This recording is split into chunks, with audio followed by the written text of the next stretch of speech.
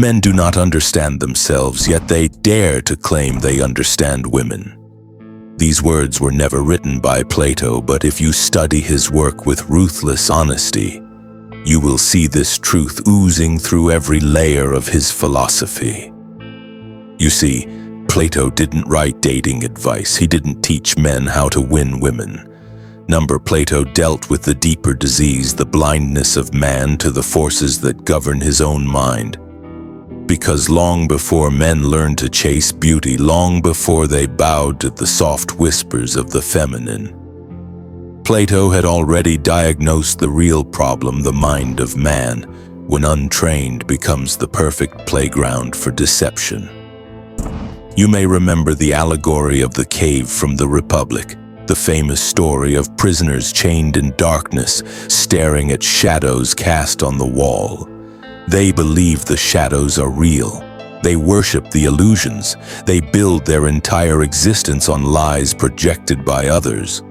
But what Plato doesn't say directly, what most never dare to see, is that those shadows were not just political or social manipulations. No, my friend, one of the most powerful shadows cast on the mind of man is woman herself. Not woman in her purest nature, but woman as an idea, an illusion, a projection designed to keep men distracted, compliant, emotionally enslaved. Let me explain. Plato warns us that the masses will never believe the truth. When it shines, they will fight to defend their illusions. And no illusion is more intoxicating than the idea that women are innocent, pure, and incapable of manipulation.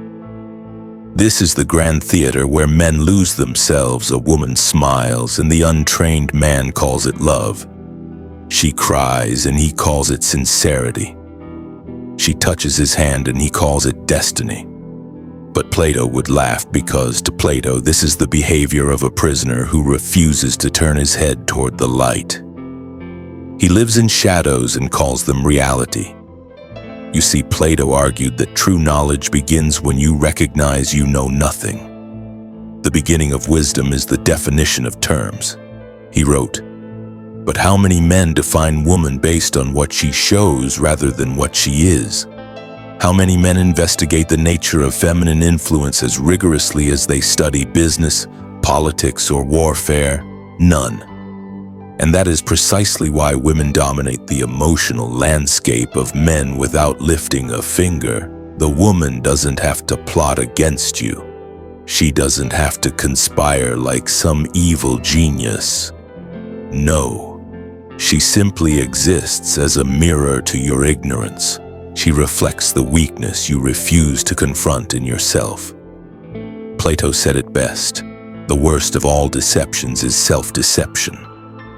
Men deceive themselves into believing they are rational in love, but they are not. They are prisoners, and the chains are not on their wrists. They are wrapped around their minds, and here lies Plato's brutal truth. Woman does not manipulate you. Your illusions about her do. It is the idea of woman, the false goddess you have built in your mind, that keeps you enslaved. She smiles and you collapse. She withdraws and you chase. You give her power and call it devotion.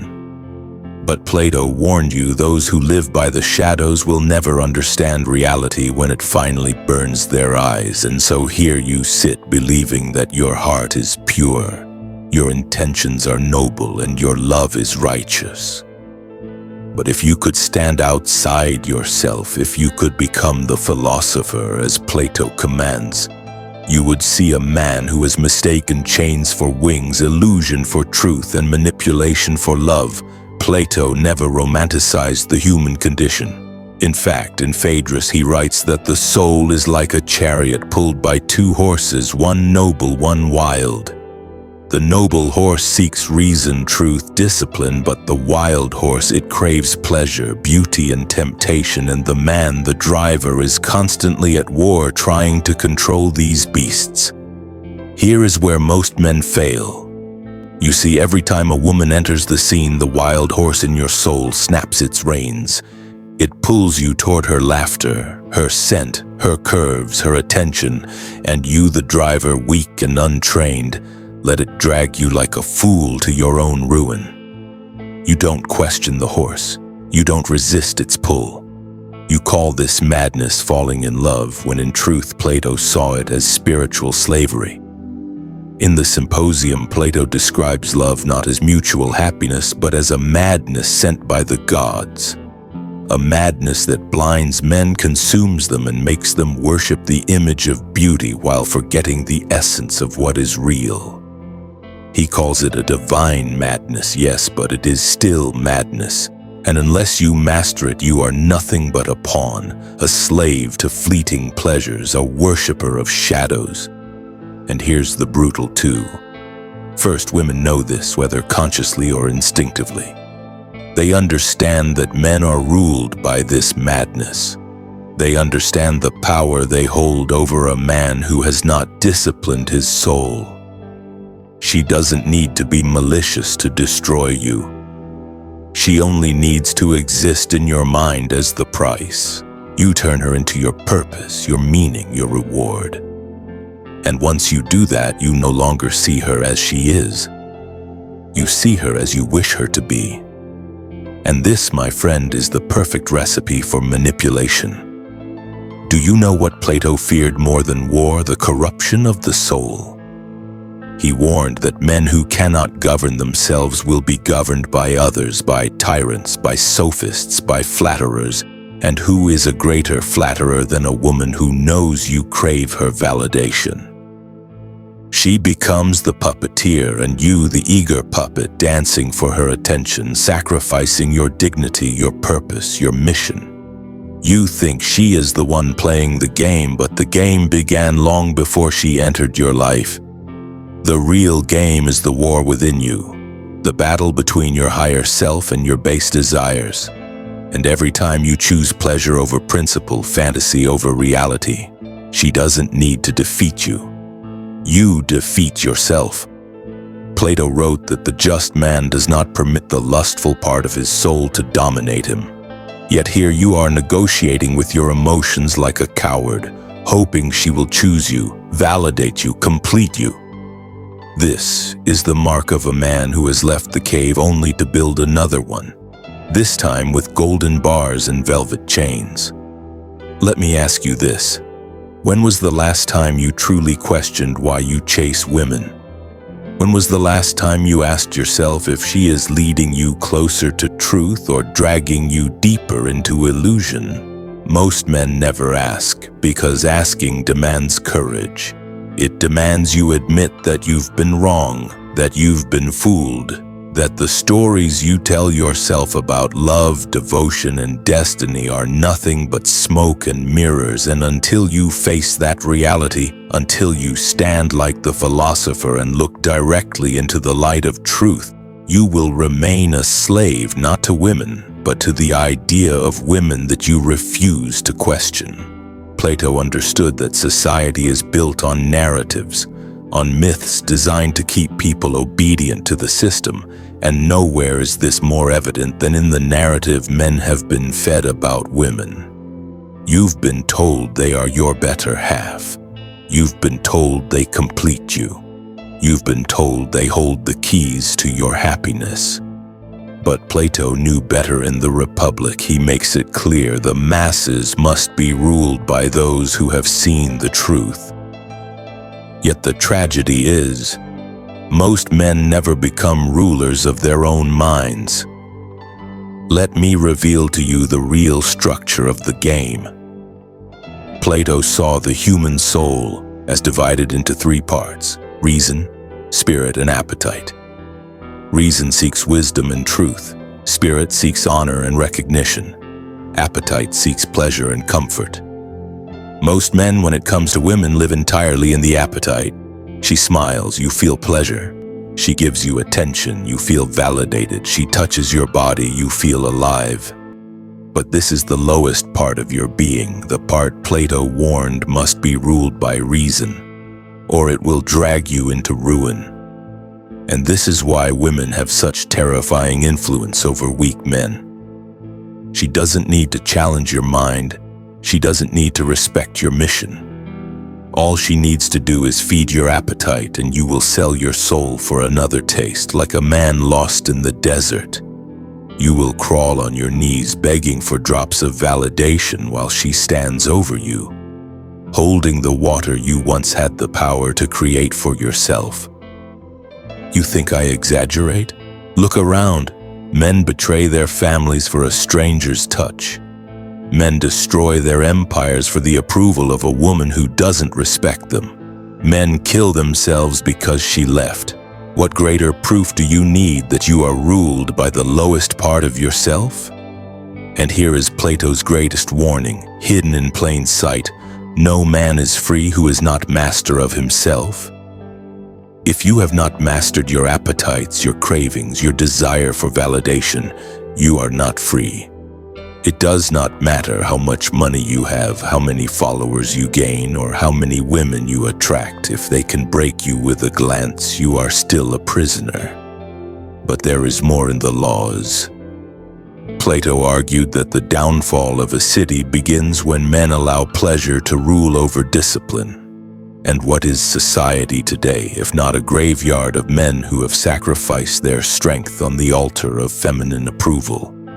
You see it in politics, you see it in religion, you see it in culture. Men bowing, apologizing, submitting not to truth, not to principle, but to the fear of losing her. Plato never taught men to hate women. He taught men to see clearly the woman is not your enemy. She is a reflection of your ungoverned soul. She plays the game because you invited her to the table, blind, desperate, unprepared, but you can flip the board. You can rise from the cave. You can reclaim the throne of your mind, but only if you dare to face what most men fear the most, the truth about themselves. Let me tell you something Plato hinted at, but the modern world refuses to accept. Women test men for one reason only: to reveal weakness that already lives in him. She is not the cause of your collapse. She is the mirror showing you who you truly are when your ego is stripped bare. Plato in Gorgias makes it devastatingly clear when he says it is better to suffer injustice than to commit it. Why? Because the man who commits injustice proves he has no mastery over his desires. And here is the irony most men never understand. When you chase a woman, compromise your values, betray your mission, and beg for her validation, you are committing injustice against your own soul. You think you're serving love. You think you're fighting for her, but in reality you are violating yourself. Plato taught that the greatest harmony a man can achieve is to rule himself with reason, to align his actions with truth, not temptation. And yet, look at how society programs you to betray this law. You're told to fight for her, to never give up on love, to prove you're a real man by sacrificing everything for her approval. But Plato warned about this exact manipulation in the Republic. He calls it the rule of the many by the persuasive flatterers, and who flatters your delusions better than a woman who feeds your ego while you surrender your mind. You see, women have learned, consciously or not, that a man addicted to validation will always be easy to control. She doesn't need to use logic. She doesn't need to defeat you in argument. She only needs to look you in the eye and make you feel like a king, and you'll do the rest. You'll destroy yourself for her attention, thinking you're chasing love when you're actually chasing your own emotional slavery. Plato didn't just talk about the individual man. He warned about civilizations collapsing when men surrendered discipline for pleasure. He saw this pattern in the fall of Athens. He watched leaders compromise principles to please the masses, just as modern men compromise their souls to please women. The sickness is the same. The disease of the untrained soul always ends the same way: collapse. But Plato also gave the cure. He taught that the highest purpose of a man is to pursue the good, to climb out of the cave, to face the light, even if it blinds you, even if it burns away everything you thought was real. And here is what most men will never do. They will never dare to see the woman not as a goddess, not as a curse, but as a mirror showing them their undisciplined appetites, their fragile egos, their desperate need to be seen. Do you have the courage to face that reflection? Do you have the strength to stand not as a beggar, not as a slave, but as a man who governs himself first? Because until you do, you will always be played. You will always fall for the game because you refuse to master the player within you. And when you finally see this, when you finally stand in the light, Plato spoke of, you will never look at women the same way again. Most men live in terror of losing a woman's favor, but Plato teaches you to fear something far worse, the loss of your own soul. He writes in Phaedo, the soul takes on the character of the actions it pursues. In other words, if you spend your life chasing validation, your soul becomes weak. If you make her attention your highest pursuit, your soul shrinks into something petty, something small, something unworthy of greatness. Let me make this even more brutal. Every time you bend your values to keep her, every time you silence your truth to please her, every time you sacrifice your mission for her emotions, you are not loving her. You are betraying yourself. And Plato makes it clear. Betrayal of the self is the root of all injustice. Why do you think tyrants rise? Why do you think civilizations fall? Because men refuse to govern themselves. Because men would rather serve pleasure than truth. Because men would rather chase shadows than face the light. And women, consciously or not, test men to expose this exact weakness. She pushes your boundaries to see if you'll hold the line. She withholds affection to see if you'll beg.